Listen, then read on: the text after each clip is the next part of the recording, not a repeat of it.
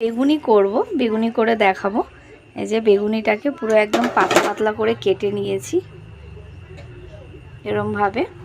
এখানে একটু রসুন রেখেছি থেতো করে 4 কোয়া মতো, একটু লঙ্কার গুঁড়ো, নুন, হলুদ, কালো জিরে, এখানে বেসন আছে, এখানে অল্প একটু অ্যারারুট আছে, এখানে ময়দা, আর এখানে অল্প একটু সুজি নিয়েছি। পুরোটাকে এখন মিক্স করে নেব, ভালো করে ফেটিয়ে নেব, তারপর বেগুনি করব। চলো তোমাদেরকে বেগুনিটা দেখাচ্ছি।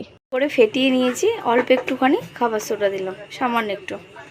এটাকে একটু গুলিয়ে নেব। আর কড়াই গরম হয়ে গেছে, এখন তেল দেবো।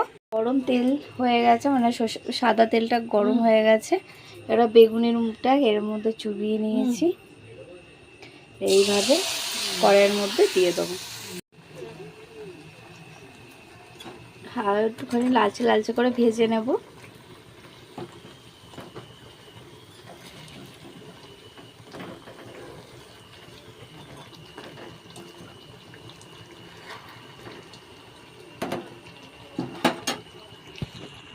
পুরো রেডি হয়ে গেছে, পুরো দোকানের মতো মুচমুচে হয়েছে।